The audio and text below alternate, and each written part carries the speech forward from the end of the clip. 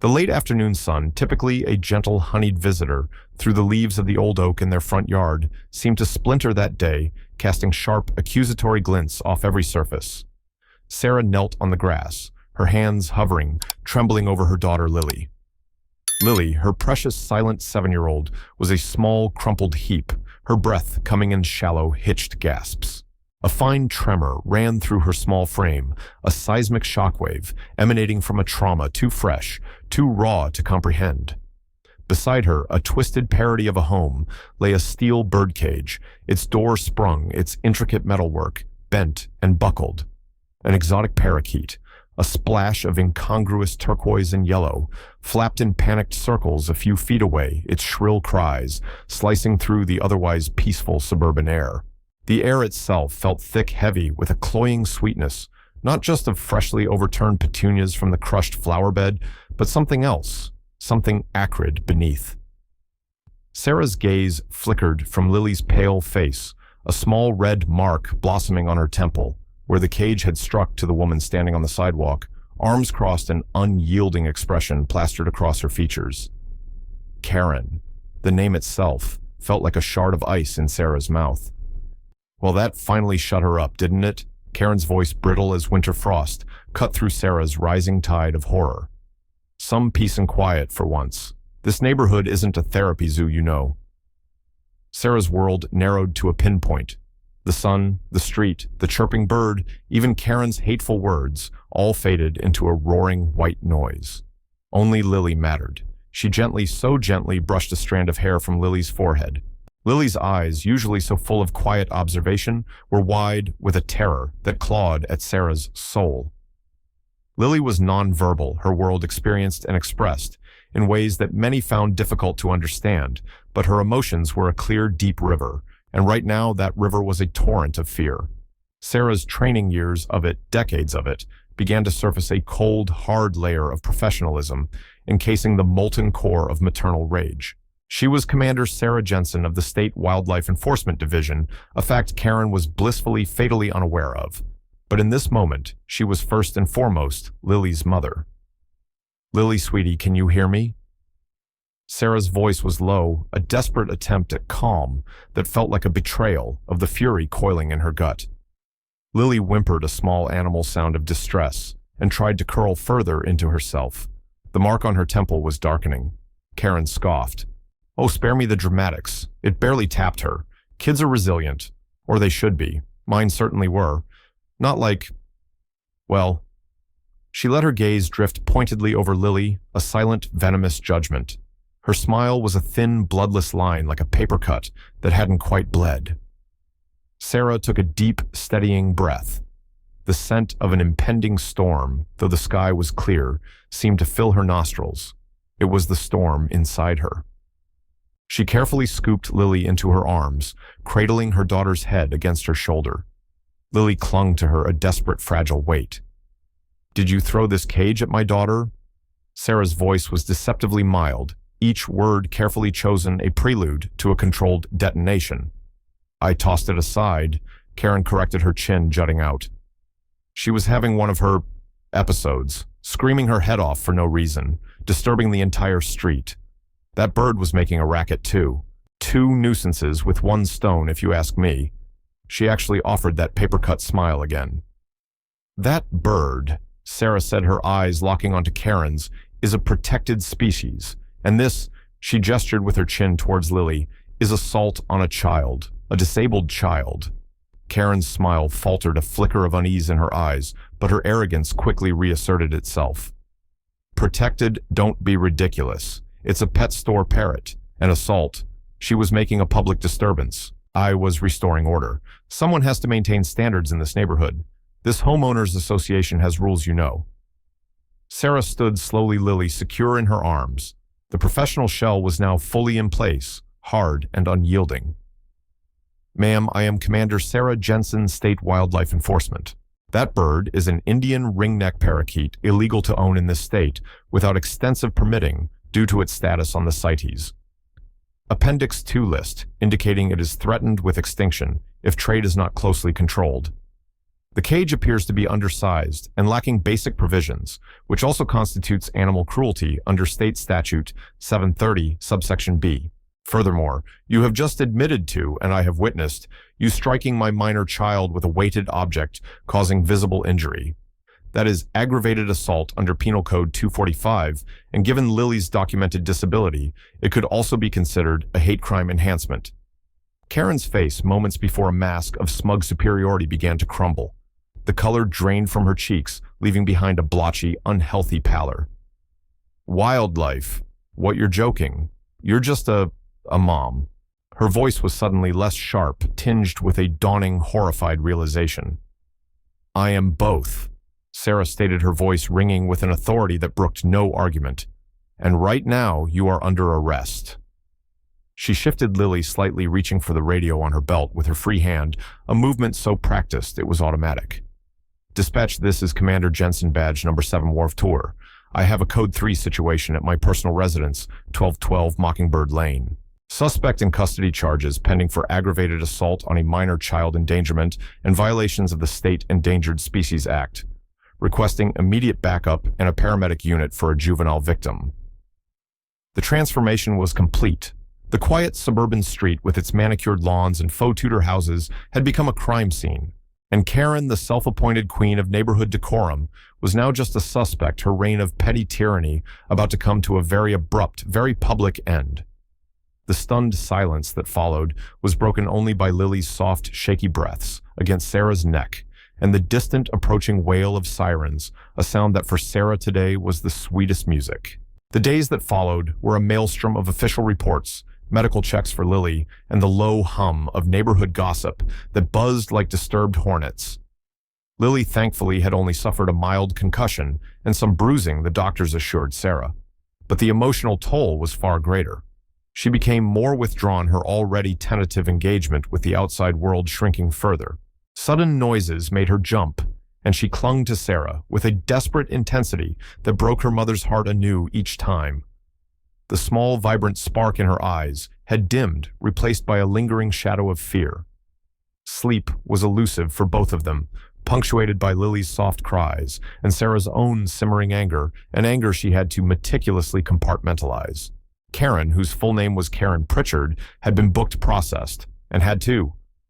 Sarah's profound disgust made bail within 24 hours, courtesy of a surprisingly affluent husband who owned a chain of obscure but apparently lucrative fitness supplement stores. The conditions of her bail included a restraining order prohibiting her from coming within 500 feet of Sarah or Lily or their property. It was a small comfort, but the sight of Karen's impeccably maintained silver SUV gliding past their street, just outside the legal limit, of course a slow, deliberate crawl, felt like a deliberate taunt. Sarah's colleagues at Wildlife Enforcement were aghast and incredibly supportive.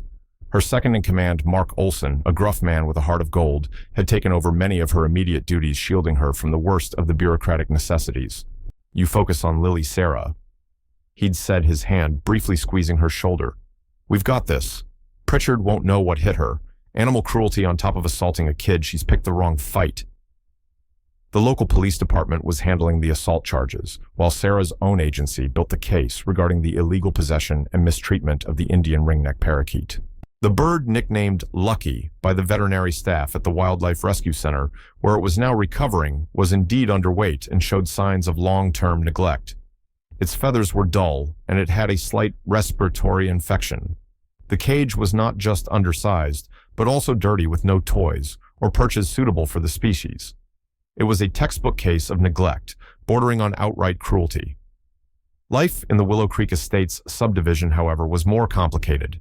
The HOA, presided over by a board of self-important busybodies who seemed to derive their life's meaning from enforcing regulations about lawn height and acceptable mailbox colors, was a microcosm of suburban politics. Karen Pritchard had been a vocal, influential member for years. She was the type who knew everyone's business, who always had an opinion, and who wasn't afraid to make life uncomfortable for those who crossed her, or in her view, failed to uphold the community's standards. Sarah had always kept a low profile, preferring the quiet solitude of her home with Lily. Her work was demanding, often taking her to remote, rugged parts of the state, tracking poachers, or investigating illegal dumping. Her suburban life was meant to be an oasis of calm, a place where Lily could feel safe and nurtured. Karen's attack had shattered that illusion. A few days after the incident, Sarah found a crisp white envelope tucked into her mailbox. It wasn't from the postal service. It was an official HOA notice. Her stomach clenched. The notice, printed on heavy cardstock, informed her of a complaint filed against her by a concerned resident regarding excessive noise and disruptive behavior emanating from her property on a consistent basis, specifically citing loud, distressing vocalizations. It was clearly referring to Lily. Lily, who sometimes expressed her joy or frustration with vocalizations that were unique to her sounds, that Sarah understood as clearly as spoken words, but which strangers might misinterpret. It was a thinly veiled attack, a clear retaliation orchestrated by Karen, even if her name wasn't directly on it. The notice mentioned a review by the HOA board and the potential for fines or other remedial actions if the nuisance wasn't abated. Sarah felt a fresh wave of fury, cold and sharp. This wasn't just about the bird or the assault anymore. This was an attempt to drive her and Lily out, to punish them for daring to disrupt Karen's carefully curated world.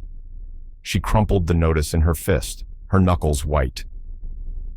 Later that evening, Sarah sat on the porch swing with Lily nestled beside her, wrapped in a soft blanket despite the mild evening. Lily was drawing in her sketchbook, her favorite activity. She was creating a world of fantastical creatures, brightly colored and full of intricate details. Sarah watched her daughter's small hand move across the page, a quiet determination in her movements. "They want us to be quiet, sweet pea," Sarah murmured, more to herself than to Lily. "They think your sounds are a nuisance." Lily paused her drawing and looked up at Sarah, her large, expressive eyes searching her mother's face. She made a soft, questioning hum. Sarah forced a smile. "But we're not going to be quiet, are we? Your voice is beautiful, Lily, and we have every right to be here just like anyone else." She gently touched the fading bruise on Lily's temple. "No one gets to hurt you and then try to silence you. No one." The next morning, Sarah decided it was time to stop just reacting and start acting. She contacted her lawyer, a sharp, no-nonsense woman named Maria Sanchez, who specialized in civil rights and discrimination cases. Maria listened intently as Sarah recounted not just the assault, but the subsequent HOA notice. "This is classic harassment, Sarah," Maria said, her voice firm. "Pritchard is using the HOA as a weapon.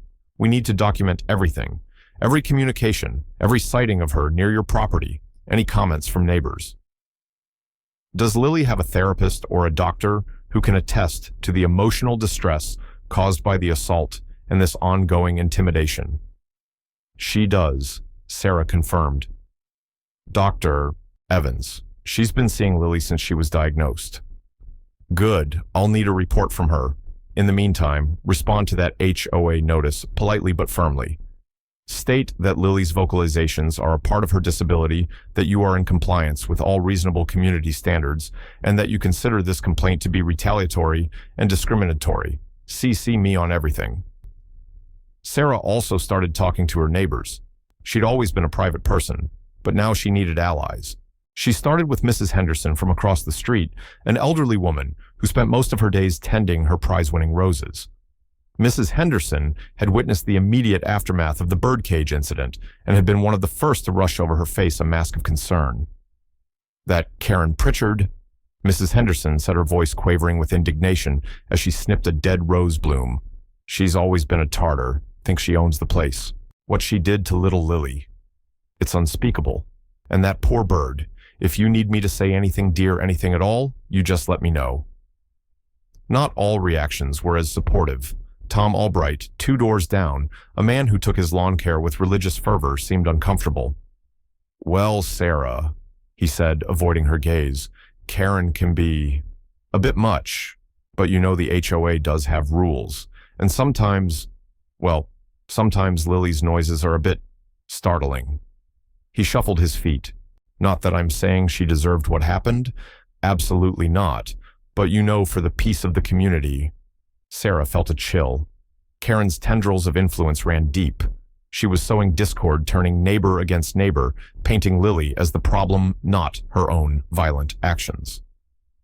A few days later, another HOA notice arrived. This one was about the state of Sarah's front yard. Apparently, her petunias crushed by Karen's thrown birdcage were now deemed unsightly and in violation of Section 4, subsection C of the Community Landscaping Guidelines. Failure to rectify the situation within 48 hours would result in the HOA hiring a landscaper at Sarah's expense and an additional fine. It was petty, it was malicious, and it was clearly designed to needle her. Sarah replanted the petunias herself that evening, Lily watching quietly from the porch steps. Her small hand, clutching a new brightly colored stuffed parrot, Sarah had bought her a small attempt to reclaim the image of a bird from a symbol of trauma to one of comfort. As Sarah worked the soil, she saw Karen Pritchard drive by slowly her window down a small triumphant smirk flickering on her face. The 500-foot restraining order was clearly just a guideline in Karen's mind. Sarah made a note of the time and the make of the car, her resolve hardening. The next escalation was more direct, more personal, and it struck at Sarah's very core. She received a call from Child Protective Services. An anonymous complaint had been filed alleging neglect and an unsafe home environment for Lily. Sarah's blood ran cold. This was a new low even for Karen. To use Lily's disability to twist Sarah's fierce love and protection for her daughter into something ugly was beyond despicable. The CPS caseworker, a tired-looking woman named Ms. Davies, arrived the following day. Sarah, though internally seething, maintained a professional calm. She showed Ms. Davies around their home, which was spotless safe and clearly filled with love and provisions for Lily's specific needs. She provided Lily's medical records, school reports, Lily attended a specialized program, and contact information for Dr. Evans. Lily, usually shy with strangers, surprised Sarah. When Ms. Davies knelt to speak to her, Lily looked her directly in the eye and then pointed to the drawing she was working on. A picture of a smiling girl standing next to a tall woman with a wildlife ranger's hat, both of them surrounded by friendly animals. Below it, Lily had painstakingly copied out the letters SAFE. Ms. Davies' tired eyes softened. "It seems to me," she said to Sarah after a thorough inspection and a private chat with Lily facilitated by Lily's communication device, "that this complaint is baseless and malicious. Lily is clearly well cared for and deeply loved. We'll close the case." Relief, vast and profound, washed over Sarah. "Thank you for your professionalism, Ms. Davies." But the relief was short-lived. The very next morning, Ms. Davies returned, her face etched with discomfort and something akin to apology. She was accompanied by a stern-faced supervisor. "Commander Jensen," the supervisor began, his voice devoid of warmth, while Ms. Davies's initial assessment was noted given the sensitivities and the nature of certain allegations raised by a concerned, prominent citizen regarding potential emotional instability and an environment not conducive to a special needs child. The department has determined that a 24-hour observation period for Lily in a neutral supervised setting is warranted. It's precautionary. Sarah stared aghast. "Precautionary? You were just here. You saw. This is Karen Pritchard.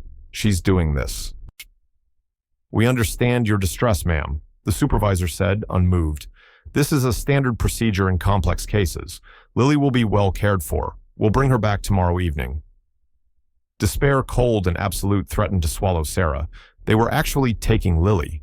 Despite everything, Karen was winning this insidious battle, tearing her world apart piece by piece.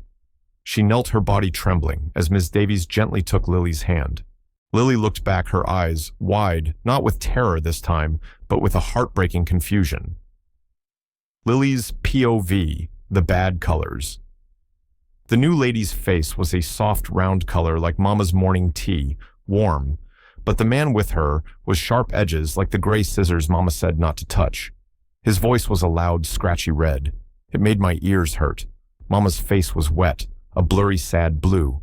She held me tight, a sun-yellow hug, but it felt shaky like the leaves before a big wind. The man's red voice kept talking. I didn't like the red. It pushed the yellow away. They took my hand. The soft-color lady's hand was okay, but the car was a dark swallowing color. I wanted Mama's yellow. I wanted my pictures, the ones with the happy sun and the blue sky birds. The car smelled like old rain and quiet. Too quiet. Not like Mama's songs, which were rainbow colors. This was just gray. A falling gray, like when my tower of blocks tumbles down. All down. Sarah watched them drive away Lily's small face, a pale blur in the rear window. Then she sank to her knees on the porch, the carefully constructed walls of her composure crumbling into dust. The sobs came then raw and ragged, tearing from her throat.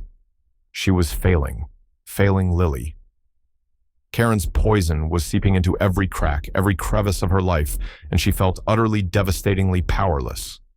The world was a gray, muted landscape of despair. Hours later, the house felt cavernous and silent, the quiet pressing in on her. She was staring blankly at a wall when her phone rang. It was Mark. "Sarah, you okay? You sound awful." "They took her, Mark," Sarah whispered, her voice hoarse. "CPS, Karen. They took Lily." There was a stunned silence on the other end. Then Mark's voice, usually gruff, was laced with a cold fury. "That witch. Sarah, listen to me. I was calling for another reason, but this changes the urgency. We've been digging into Pritchard on your hunch about her finances in the HOA. You were right. Something's very wrong there." Mark's POV, the legal grind. Mark Olson hung up his knuckles white around the phone. Taking the kid, Pritchard had crossed a line that resonated deep. He'd spent the last few days sifting through the mess that was the Willow Creek Estates HOA financials. Sarah's initial tip-off about the opaque bookkeeping had been the spark. As treasurer Karen Pritchard had sole dominion over the accounts, what they were finding was blatant. Large regular payments to vaguely named shell corporations checks written for community services that never seemed to materialize withdrawals that coincided with Karen's expensive shopping trips documented by his team's surveillance. The paperwork was a deliberate labyrinth designed to confuse and conceal, but they had forensic accountants for this. It was slow, painstaking work, subpoenaing bank records, cross-referencing invoices that seemed to appear out of thin air, building a chain of evidence. The animal cruelty charge for Lucky was solid, but this was potentially much bigger. He'd been cautious, building the case brick by brick. Probable cause wasn't just a feeling. It was a meticulously constructed argument a judge couldn't easily dismiss. But with Lily taken, the timeline had just been nuked. He made a call. "We need to expedite that warrant application. Now, Judge Miller owes me a favor. Let's call it in." Mark's voice came back on the line with Sarah tight with controlled anger, but also a new resolve. "Sarah, we've been looking into the HOA books. Pritchard's been cooking them for years, looks like. Big time. We were building a case for financial misconduct. After what you just told me, I leaned on some people. We just got the warrant. A search warrant for the Pritchard residence and for all HOA financial records under her control. We're hitting her tomorrow morning." A tiny, fragile spark of hope flickered in the vast darkness of Sarah's despair. A warrant. It wasn't Lily back in her arms, but it was something. A weapon. "Financials?" she asked, latching onto the detail. "Yeah, looks like serious embezzlement. Tens, maybe hundreds of thousands over the years. She's been using the HOA as her personal piggy bank." Mark paused. "This CPS thing, it's her trying to silence you, scare you off because she knows you're getting close to something. She's desperate." Desperate. The word resonated. Sarah straightened the spark, growing a fraction brighter. Karen wasn't all-powerful. She was cornered. The HOA had scheduled a special executive session to discuss the ongoing disturbances and rule violations at Sarah's address. It was Karen's attempt to publicly shame Sarah and potentially levy serious sanctions, perhaps even try to force a sale of her home. The meeting was the following evening. The same evening Lily was due to be returned. Sarah felt a surge of cold adrenaline. Karen thought she was delivering the killing blow, but she had no idea that a much larger net was closing around her. The HOA meeting Karen's chosen battlefield might just become the stage for her own spectacular downfall. The next day was the longest of Sarah's life. She meticulously prepared her defense for the HOA meeting, her lawyer, Maria Sanchez, helping her draft statements. The hours crawled by until late afternoon when Ms. Davies' car finally pulled up. Lily rushed out, straight into Sarah's arms, clinging to her with a strength that belied her small size. "Mama Yellow," Lily whispered against her neck, her voice, though soft, a balm to Sarah's shattered nerves. The gray in Lily's world was receding. The community clubhouse where the HOA meetings were held was a sterile beige room, usually host to sparsely attended discussions about lawn care and holiday decorations. Tonight, however, it was packed. Word had clearly gotten out that this was no ordinary meeting. Sarah walked in with Lily holding her hand. Lily had insisted on coming a silent statement of solidarity that filled Sarah with a fierce pride. Mrs. Henderson gave them a supportive nod from the front row. Karen Pritchard was already seated at the head table dressed impeccably, her expression one of cool, confident authority. She surveyed the crowded room with a smile that didn't reach her eyes, like a predator assessing its domain. Mr. Henderson, the nominal HOA president, nervously called the meeting to order. Karen leaned into her microphone. "Thank you, Mr. President. As treasurer, I brought these concerns to protect the collective interest of the community. She presented her evidence, notices the photo of crushed petunias Tom Albright's statement. It is the board's unfortunate duty to consider appropriate remedies, including initiating proceedings to enforce the sale of the property." A gasp went through the room. Sarah felt Lily tremble. She squeezed her daughter's hand, then stood. "Mr. President, board members, neighbors, my name is Sarah Jensen. This is my daughter Lily." She calmly refuted Karen's points the petunias a result of the assault, Lily's sounds an expression of her autism protected under the Fair Housing Act. She presented the police report photos of Lily's injury, the restraining order Dr. Evans' letter. Mrs. Henderson stood. "I saw what happened. I saw that cage hit little Lily, and I've seen Karen Pritchard driving past Sarah's house, slow-like, staring. That's bullying." Others joined in sharing stories of Karen's petty tyrannies. Karen's composure was cracking. "This is an outrage. Baseless accusations. I am the victim here." Sarah held up her hand. Her phone buzzed. A text from Mark Bingo. "More than we ever imagined. Stand by." A cold certainty settled over Sarah. "Ms. Pritchard." Her voice dropped. "You speak of rules. Perhaps we should discuss other laws. For instance, those concerning financial impropriety, such as embezzlement of HOA funds." The color drained from Karen's face. She looked physically ill. "This morning," Sarah continued, her gaze locked on Karen, "law enforcement executed a search warrant concerning the HOA's financial records, which as treasurer Ms. Pritchard, you have exclusively controlled. Preliminary findings suggest significant discrepancies, tens of thousands of dollars of HOA dues apparently redirected." Absolute silence. Karen stammered, "No proof slander." Just then, the clubhouse doors burst open. Uniformed police officers entered, followed by Mark Olson. But they weren't empty-handed. 2 officers were carrying large covered bird cages. Another 2 were struggling with a heavy-looking metal safe. The crowd gasped. Karen stared her eyes wide, with a horror that finally mirrored the terror she'd inflicted on Lily. This was the bat no lawn, the secret exploding into view. Mark caught Sarah's eye and nodded grimly. One of the officers approached the head table. "Karen Pritchard." He said, his voice formal and clear. "You are under arrest for multiple counts of felony embezzlement. Further charges are pending regarding violations of the Endangered Species Act and animal cruelty." He gestured to the cages. "We found quite the collection at your residence, and this safe," he indicated the one being carried out, "was full of cash. HOA cash, we presume." As the officer read Karen her Miranda rights, the room erupted. Karen, white-faced and trembling, was handcuffed and led away, her reign of terror over. She didn't look at Sarah. Her eyes were fixed on the floor. In the stunned aftermath, Mr. Henderson adjourned the meeting. Mrs. Henderson rushed to Sarah. "You did it, dear. Oh, I never imagined. All those poor birds, too." Lily tugged on Sarah's sleeve. She pointed to herself, then to Sarah, then made a small, triumphant sound, a pure, joyful color. She held up her sketchbook. A new drawing, a scowling Karen behind bars, with Lily and Sarah releasing a flock of brightly colored birds into a blue sky. Below it, Lily had written JUSTICE. Sarah corrected it gently to JUSTICE, her heart swelling. Mark approached. "Commander, or should I say Mom/Avenger, We found over 30 illegally kept birds, mostly parrots and cockatoos, some in terrible shape. The financials are a disaster. She was skimming for years. The assault and Lucky were just the tip of a very ugly iceberg. Thank you, Mark, Sarah said, her voice thick with emotion. Team effort, he replied. Nobody messes with our team, or their kids. He winked at Lily, who shyly smiled. The falling action was swift. Karen Pritchard's assets were frozen.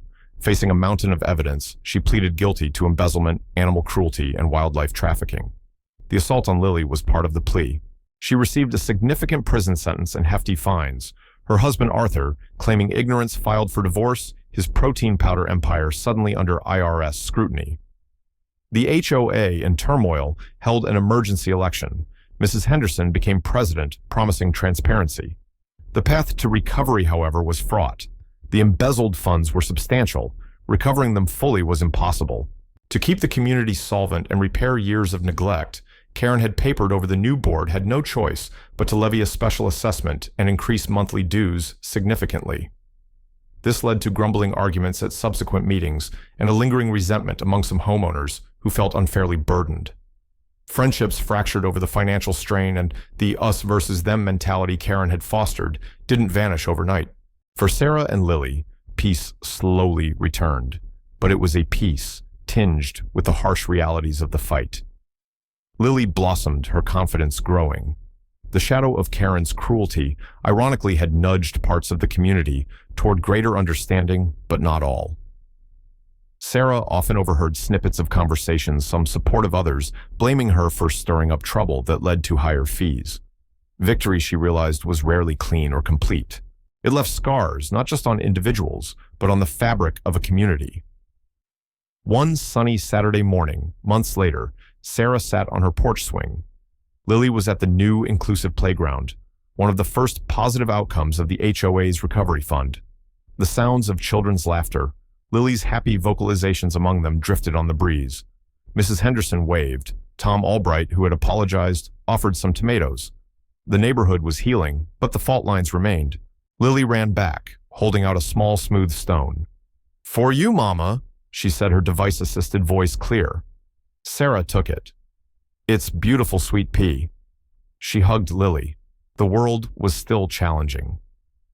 A few weeks later, Sarah took Lily to the Wildlife Rescue Center. Mark met them there. In a large outdoor aviary, a vibrant turquoise and yellow parakeet preened its now glossy feathers. "Lucky's made a full recovery," Mark said. "He's going to a dedicated conservation sanctuary next week. He's free." Lily watched, her eyes bright. She opened her sketchbook and drew Lucky not in a cage, but soaring against a vast, clear sky. Beneath it, she wrote, "Fly, Lily, fly, Lucky."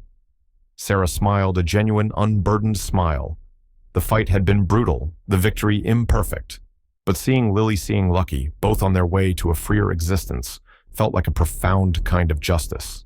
The scars would remain a reminder of the cost, but also of the resilience it took to break free from the cages, both literal and metaphorical.